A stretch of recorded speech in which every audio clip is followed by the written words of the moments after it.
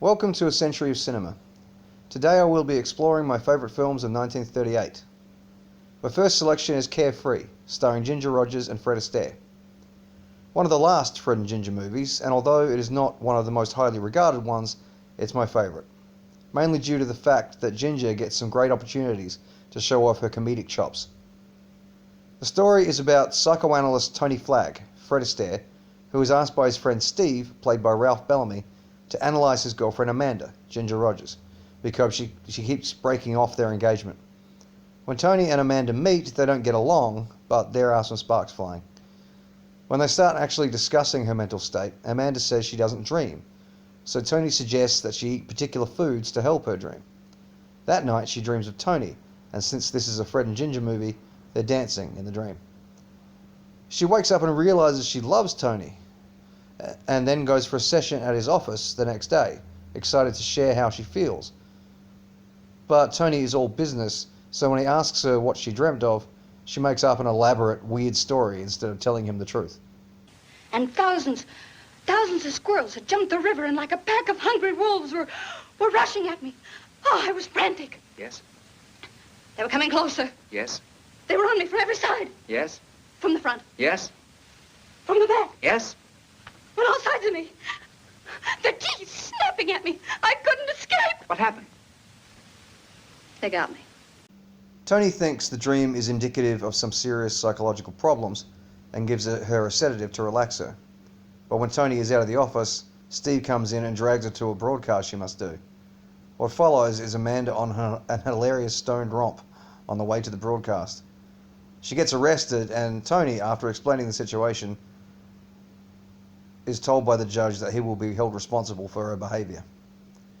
Amanda tries to tell Steve that she is in love with Tony, but he misunderstands and loudly proclaims that he and Amanda are getting married. Later, when Tony and Amanda dance, she confesses how she feels. Tony plans to fix it by hypnotising Amanda to hate him and love Steve. But just after he implants the suggestion, he realises, after a little chat with himself, that he loves her too.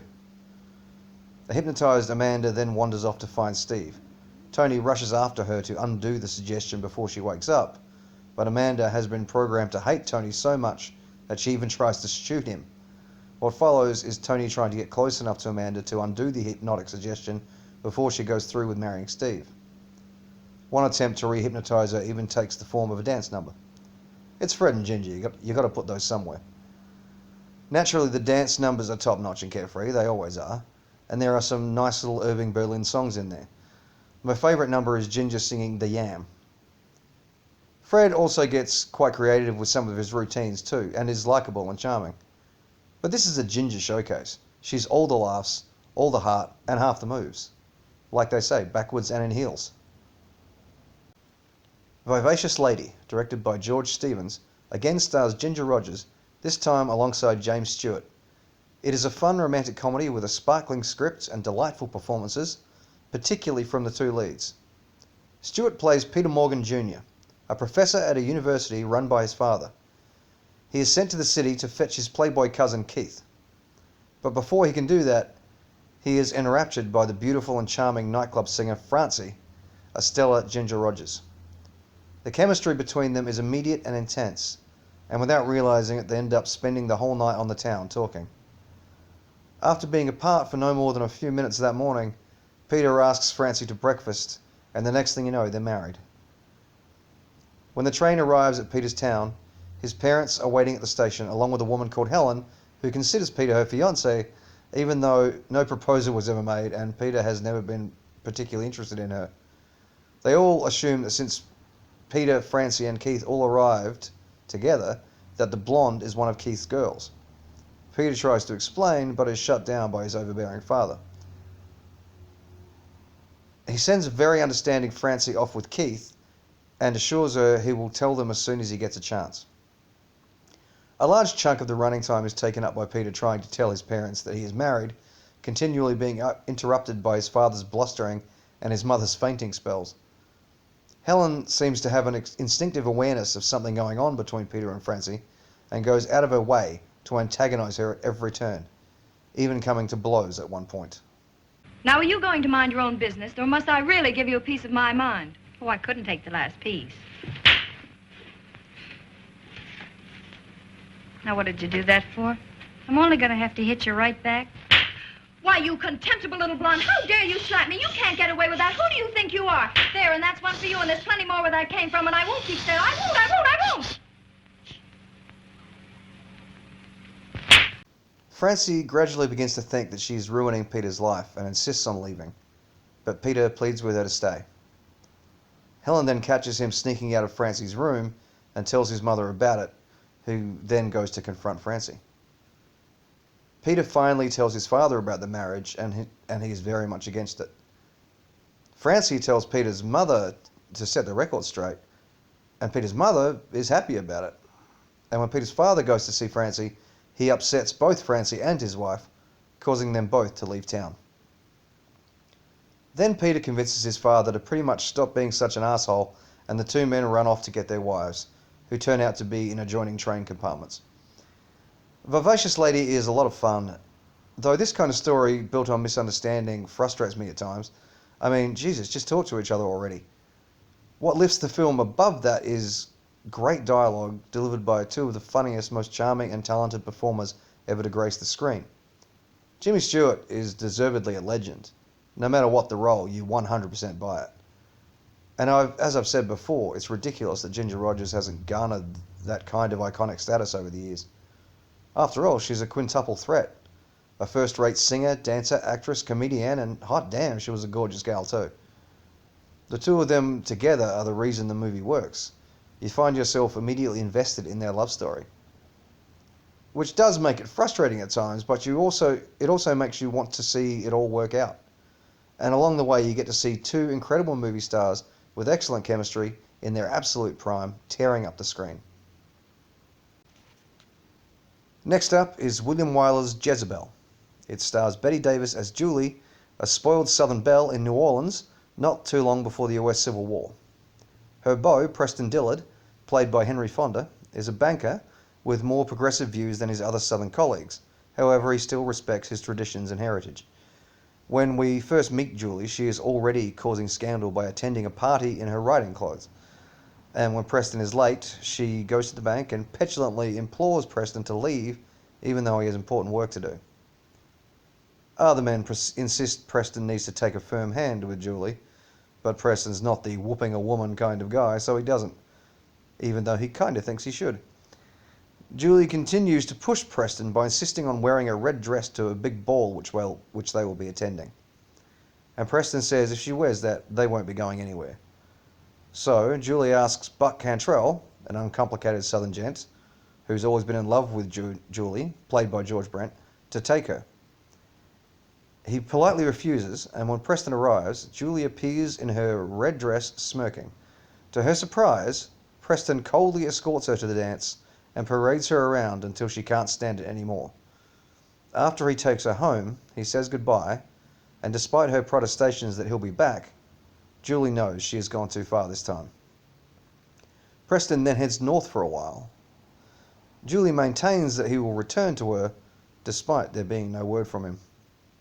When an outbreak of yellow fever hits, Julie and her family head to her plantation above the fever line for safety. They are then joined by several guests, including Buck, and soon Preston returns with his new Yankee wife named Amy, Margaret Lindsay, again the nice and stable girl to Betty's roller coaster. Julie doesn't know about her at first, when she stands before Preston in the white dress she should have worn on the night of the bowl. That's when she meets Amy.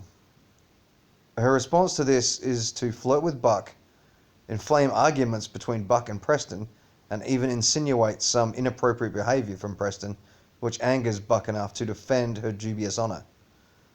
And since Preston has been urgently called to New Orleans, his brother Ted, who is also Buck's best friend, challenges him to a duel. Everyone, including Buck, knows that Julie is the catalyst for all this, but Julie pretends to be ignorant of all of it. Against all odds, Buck is killed in the duel, and Ted openly places the blame squarely on Julie.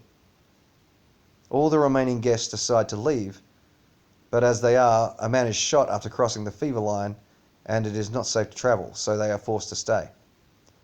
Meanwhile, in New Orleans, Preston catches yellow fever and is taken to Julie's home in the city, but the decision has been made to take all fever victims to a leper island. Word gets back to the plantation about this, and Julie sneaks back into New Orleans to be with him. When Amy arrives soon after, Julie pleads with her to allow her to go to the island with Preston because she is better equipped to do what needs to be done for him. He had to come back to me. He couldn't help himself. He wouldn't know how to fight as hard as I have to keep from going to him. Amy eventually agrees, and Julie heads to the island with Preston for a short life of pain and misery, thus finding a measure of redemption. There is one reason why this film is on my list, and if you've seen my previous videos, you can probably guess what that is. Bette Davis.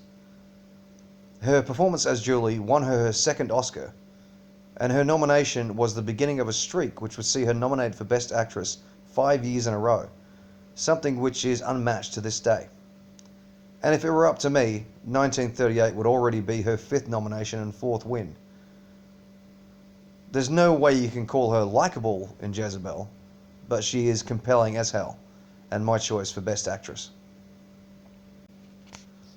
My last film is Angels with Dirty Faces, directed by Michael Curtiz and written by John Wexley, Warren Duff, and Roland Brown. James Cagney and Pat O'Brien play childhood pals Rocky and Jerry, whose lives take very different paths. When they were young, Rocky, as played by Frankie Burke, doing a remarkably good Cagney impression, gets arrested and Jerry gets away. Rocky grows up in reform school and, staying in the life of a crook, spends a good deal of time in prison and eventually becomes an infamous gangster, while Jerry becomes a priest. Back in the 30s, that would have been considered the more honourable vocation. When Rocky was incarcerated the last time, his partner in crime, lawyer James Frazier, a slimy and cowardly Humphrey Bogart, makes a deal to hold on to Rocky's share of their last score of $100,000 until Rocky gets out. When he does, he goes to Frazier for the money, who timidly agrees to do it, but needs some time, having no intention of handing it over. He and his new partner, Matt Kiefer, then realize they need a plan to deal with Rocky. Rocky's next stop is to visit his old pal Jerry. Jerry has been devoted to keeping the local kids from going down the path Rocky took, having particular trouble with a certain bunch of hoodlums credited as the Dead End Kids, due to their appearance in the play Dead End and its subsequent film version. This group of young actors, albeit with changes in the roster, would go on to make many films as the Dead End Kids, Little Tough Guys, the East Side Kids, and finally the Bowery Boys. When the boys pickpocket Rocky and run off, Rocky turns up at their hideout because it's the same place he and Jerry used to use. When the boys find out who Rocky is, they're in awe. He's a hero to them.